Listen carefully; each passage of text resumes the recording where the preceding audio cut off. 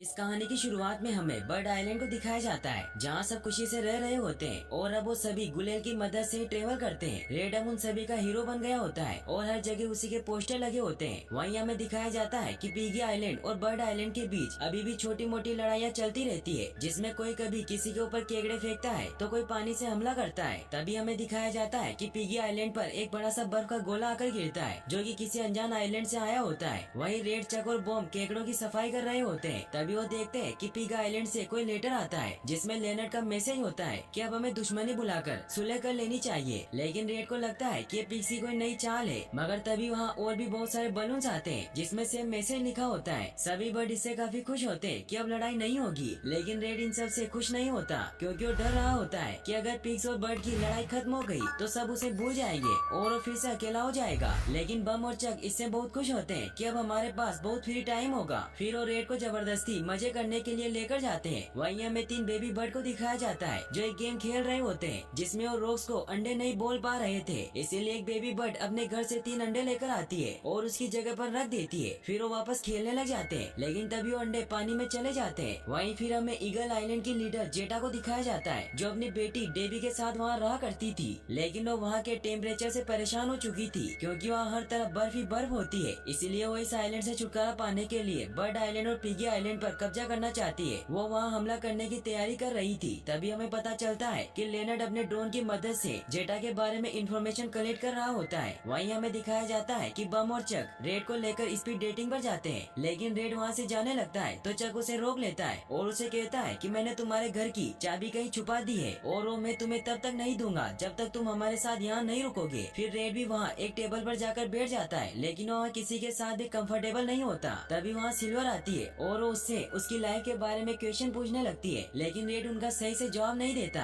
जिससे उनका झगड़ा हो जाता है और सिल्वर उसे कहती है कि हम एक दूसरे के लिए फिट नहीं है। रेड भी गुस्से में वहाँ से चला जाता है। वो रास्ते में देखता है कि सभी जगह से उसके पोस्टर हटाकर सुलह के पोस्टर लगाए जा रहे हैं। इससे रेड काफी ज्यादा सैड हो जाता है। वो घर में यूं ही मायूस पड़ा होता है। तभी दरवाजे को कोई नॉक करता है। रेड जब दरवाजा खोलता है तो लेनर्ड होता है। ये देखकर रेड काफी डर जाता है। तो लेनर्ड उसे कहता है कि अब तो हमारे बीच सुलह हो गई है। फिर रेड उसे रस्सियों से बांधकर उससे पूछता है कि तुम यहाँ क्या लेने आए हो। तो लेनर्ड उसे बताता है कि एक तीसरा आइलैंड भी है, जिसका नाम ईगल आइलैंड है और वहाँ की लीडर जेटा हमारे दोनों आइलैंड को डिस्ट्रॉय करना चाहती है। तो रेड को भी याद आता है कि मैंने भी वो बड़ा बर्फ का गोला देखा था। फिर लेनर्ड अपनी पिगी टीम को बुलाता है, जो सीधे छत को तोड़कर अंदर घुस आती है और वो रेड को ईगल आइलैंड की कुछ फोटो देते हैं। लेनर्ड रेड को कहता है कि अब हमें साथ मिलकर हमारे आइलैंड को बचाना होगा। तो रेड भी मान जाता है। लेनर्ड उसे कहता है कि हमें एक टीम तैयार करनी होगी। तो रेड उसे अपने दोस्तों के पास लेकर जाता है, जहाँ वो उसे सबसे पहले बॉम्ब से मिलवाता है और उसे बताता है कि ये कभी भी बम की तरह फट सकता है। फिर वो चक के पास जाते हैं और उसे जैसे ही रिंग बजाकर नीचे बुलाते हैं तो चक बहुत ही फास्ट सुपर स्पीड में तैयार होकर नीचे आ जाता है। उसकी स्पीड देखकर लेनर्ड भी हैरान हो जाता है। फिर वो माइटी ईगल के पास जाते हैं। रेड उसे बताता है कि वैसे तो ये बहुत चपड़गंजू है, लेकिन ये बर्ड आइलैंड का इकलौता ईगल है। वो माइटी ईगल के पास जाते हैं और उसे बताते हैं कि हमें ईगल आइलैंड पर जाना है, जिससे माइटी ईगल काफी डर जाता है। फिर रेड कहता है कि हमें किसी इंजीनियर की भी जरूरत पड़ेगी जो बहुत ही इंटेलिजेंट हो। फिर वो सभी सोचने लग जाते हैं। तो चक उसे बताता है कि इस काम के लिए मेरी बहन सिल्वर बहुत बेस्ट रहेगी, जो एवियन कॉलेज की टॉपर है। फिर वो सभी कॉलेज जाते हैं, जहाँ हमें सिल्वर को दिखाया जाता है, जो सभी को अपने इन्वेंशन सुपर धागे के बारे में बता रही होती है कि इस धागे की मदद से 18,000 किलो तक का वजन उठाया जा सकता है। लेकिन कोई उसकी बातों पर ध्यान नहीं देता और सभी वहाँ से चले जाते हैं। चक उसके पास आता है। वो दोनों एक दूसरे से मिलकर बहुत खुश होते हैं। रेड और सिल्वर एक दूसरे को देखकर बहुत गुस्सा होते हैं, क्योंकि उनकी लड़ाई हो गई थी। इसीलिए रेड सभी को कहता है कि हमारी टीम के लिए फिट नहीं है। लेकिन सिल्वर लेनर्ड की तारीफ करने लगती है कि तुम्हारे इन्वेंशन और टेक्नोलॉजी बहुत कमाल की है, जिससे लेनर्ड बहुत खुश होता है और वो सिल्वर को टीम में लेने के लिए मान जाता है। अब उनकी टीम कंप्लीट हो जाती है। वहीं फिर हमें उन बेबी बर्ड्स को दिखाया जाता है, जो अंडा लेने के लिए समुद्र में चली जाती है, ताकि उनके पेरेंट्स को इसके बारे में पता न चले। वो अंडे हासिल कर लेते हैं। तभी एक बेबी बर्ड कहती है कि जब भी कोई काम इतना आसान हो तो समझ जाना कि कोई बड़ी मुसीबत आने वाली है। तभी वो देखते हैं कि अंडे वेल की वजह से बादलों के ऊपर चले जाते हैं। वहीं फिर हमें दिखाया जाता है कि रेड और बाकी सब माइटी ईगल के घर पर सीक्रेट मीटिंग कर रहे होते हैं, जहाँ लेनर्ड सभी को कहता है कि इस मिशन पर हमें हर कदम पर खतरा मिलने वाला है। फिर रेड उन सभी को बताता है कि जेटा वहाँ की बहुत ही खतरनाक लीडर है,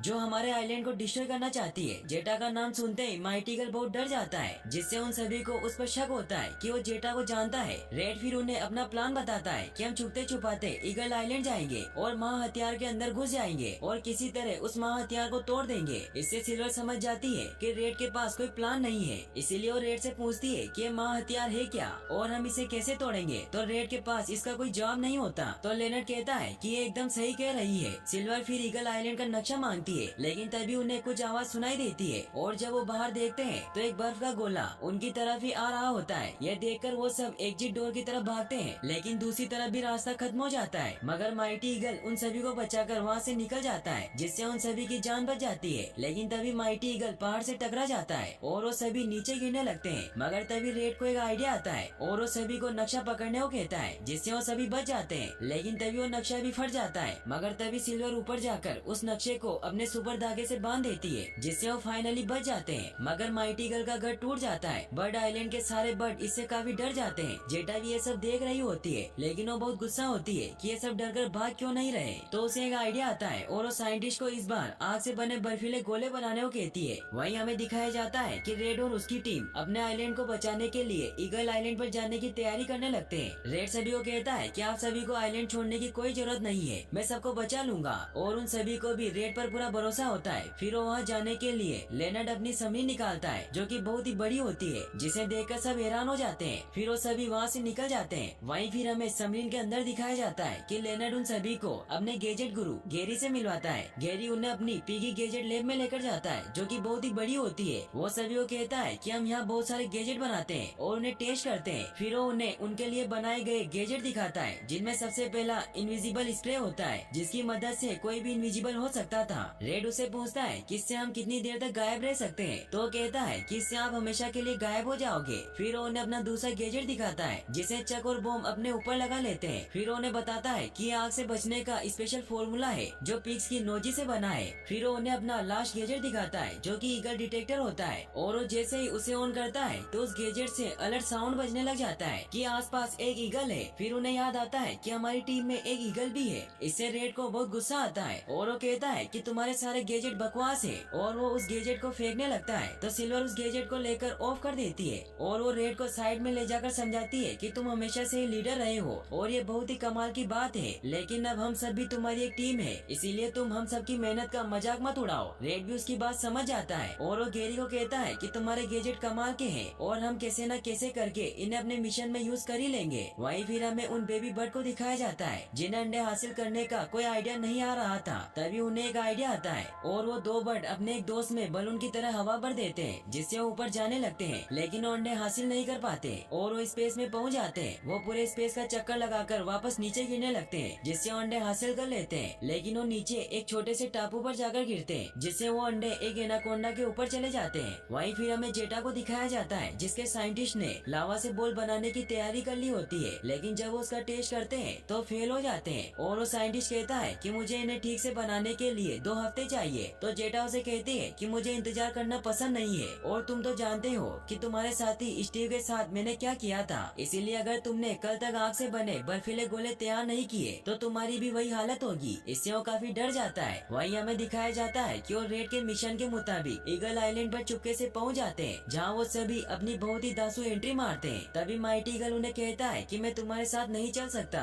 क्योंकि जेटा मेरी एक्स मंगेतर थी। फिर वो उन्हें अपनी पूरी स्टोरी बताता है कि बहुत सालों पहले की बात है, जब हम दोनों कॉलेज में थे। जेटा कॉलेज की सबसे स्मार्ट गर्ल थी और मैं कॉलेज का कूल ड्यूड था। हम दोनों को पहली ही नजर में प्यार हो गया और हमने बहुत सारा टाइम साथ में स्पेंड किया, लेकिन मैं शादी के लिए तैयार नहीं था, इसीलिए मैं भाग गया और तब से उसका दिल टूट चुका है। तो सब उसे कहते हैं कि तुमने ये क्यों किया? तो कहता है कि मैं कायर हूँ। फिर वो वहाँ से भाग जाता है। वहीं हमें उन बर्ड को दिखाया जाता है, जो अपने अंडे लेने के लिए एनाकोंडा पर अटैक कर देते हैं और उसे मारकर अपने अंडे वापस ले लेते हैं। वहीं रेड देखता है कि ईगल आइलैंड पर हर तरफ कड़ा पहरा है। तभी सिल्वर और बाकी सब उसे अपना प्लान बताते हैं कि हम सब ये कॉस्ट्यूम पहनकर अंदर जाएंगे ताकि कोई हमें पहचान न सके। तो रेड कहता है कि तुमने मेरे बिना ये आइडिया सोचा। इससे उसे बहुत बुरा लगता है और वो खुद को अकेला फील करता है, जिससे वो गुस्सा होकर अकेला ही ऊपर जाने लगता है। सिल्वर सभी को कहती है कि हमारा प्लान बेस्ट है, इसीलिए तुम सब रास्ते से अंदर जाओ, मैं रेड के साथ जाती हूँ क्योंकि उसे मेरी ज्यादा जरूरत है।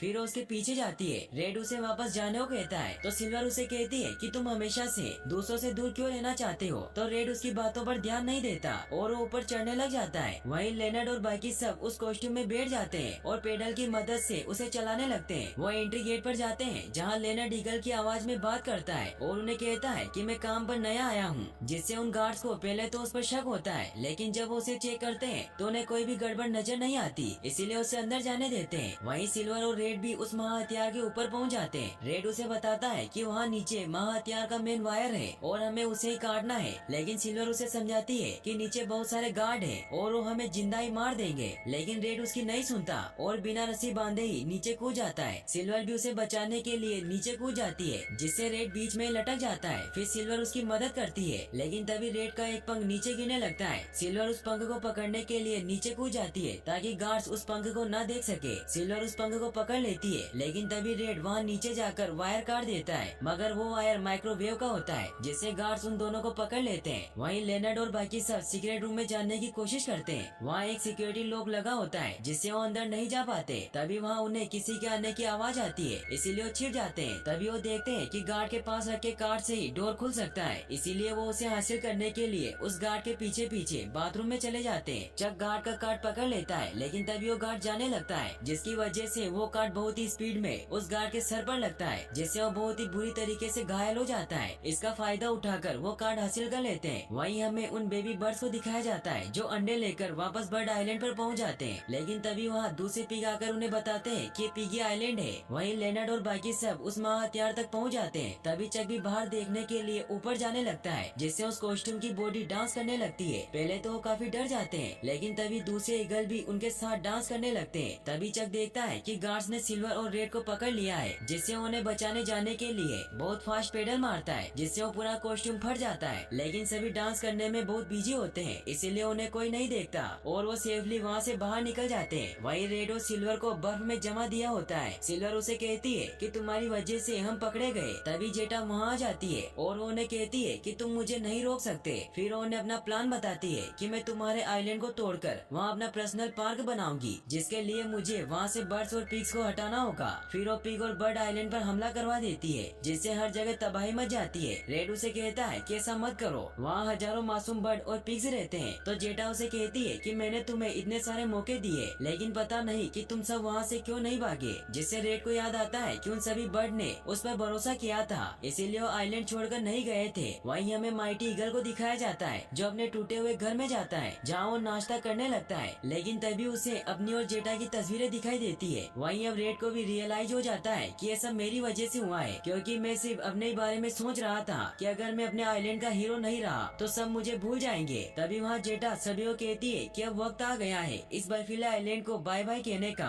फिर वो साइंटिस्ट को काउंटडाउन शुरू करने को कहती है। वो 10 मिनट का टाइमर स्टार्ट कर देता है, यानी कि वो 10 मिनट के बाद बर्ड और पिगी आइलैंड को पूरी तरीके से तबाह कर देंगे। वहीं सिल्वर अपने बालों का इस्तेमाल करके आजाद हो जाती है। तभी वहाँ चक और बाकी सभी पहुँच जाते हैं और बॉम्ब ब्लास्ट होकर दीवार तोड़ देता है, जिससे रेड भी आजाद हो जाता है। तभी वो देखते हैं कि टाइमर स्टार्ट हो गया है और 10 मिनट बाद बर्ड और पिगी आइलैंड बर्बाद हो जाएंगे। इसीलिए वो रेड को कहते हैं कि अब हम क्या करें। तो रेड कहता है कि इस वक्त हमें एक अच्छे लीडर की जरूरत है और वो सिल्वर को नया लीडर बना देता है, क्योंकि वो भी उसे पसंद करने लगा था। सिल्वर उन्हें अपना प्लान बताती है कि महा हथियार एयर प्रेशर से चलता है और इसी प्रेशर से आग के बर्फीले गोले बनते हैं, इसीलिए हमें उसे डिस्ट्रॉय करना होगा। लेकिन वहाँ बहुत सारे गार्ड्स हैं, इसीलिए वो बॉम्ब को उन गार्ड्स को ठिकाने लगाने को कहती है। फिर वो चक को कहती है कि तुम सारे सिक्योरिटी कैमरा कवर करोगे। फिर वो रेड को कहती है कि तुम और मैं मिलकर उस बर्फ के गोले के अंदर घुसेंगे और लेनर्ड, केटनी और गेरी मिलकर उस लावा ट्यूब्स के पास लगे बड़े से लीवर को नीचे कर देना ताकि रैंप उड़ जाए, जिससे हम दोनों सीधे उस महा हथियार के ऊपर गिरेंगे, जिससे वो डिस्ट्रॉय हो जाएगा।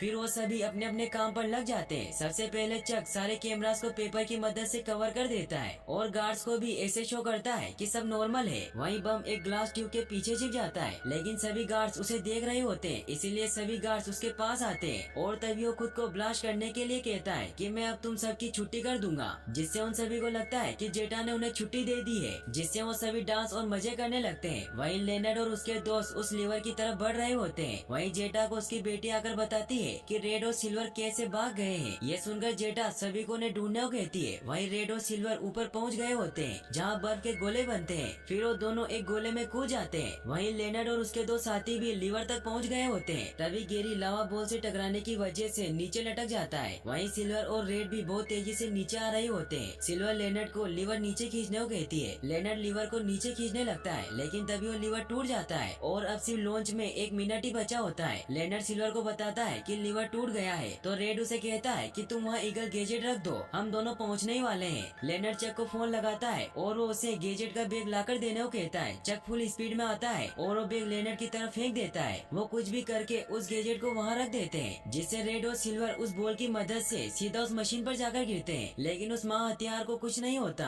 जेटा उन सभी को पकड़ लेती है और वो फायर बॉल को लॉन्च करने लगती है। लेकिन तभी वहाँ माइटी ईगल आ जाता है और वो जेटा से माफी मांगने लगता है। वो उसे कहता है कि तुम्हें सजा देनी है तो मुझे दो, इन्हें छोड़ दो। तभी रेड को एक आइडिया आता है और वो सिल्वर को कहता है कि हम तुम्हारे सुपर धागे की मदद से इस मशीन को रोक सकते हैं। सिल्वर को भी ये आइडिया बहुत अच्छा लगता है और वो चक को मशीन पर धागा बांधने को कहती है। चक बहुत स्पीड में उस धागे को मशीन से बांध देता है। जेटा उसे कहती है कि मैं जो भी कर रही हूँ वो खुद के लिए और अपनी बेटी के लिए कर रही हूँ और ये बेटी हमारी है, लेकिन मैंने इसे अकेले ही पाला है। सब ये सुनकर शॉक्ड हो जाते हैं। फिर वो गुस्से में एक साथ बहुत सारे शॉट चला देती है, जिससे वो सभी बॉल धागे की वजह से शूट नहीं होते। लेकिन तभी वो धागा टूटने लगता है, मगर तभी वहाँ वो बेबी बर्ड और बेबी पिग आकर उस धागे को पकड़ लेते हैं, जिससे वो सभी बॉल वापस नीचे गिरने लगते हैं। ये देखकर सब वहाँ से भागने लगते हैं। वहाँ बहुत बड़ा ब्लास्ट होता है और पूरा ईगल आइलैंड डिस्ट्रॉय हो जाता है। सभी सेफली बच जाते हैं। तभी जेटा देखती है कि उसकी बेटी डेबी मर चुकी है। इससे वो बहुत दुखी हो जाती है। तभी हमें पता चलता है कि माइटी ईगल ने उसे बचा लिया था।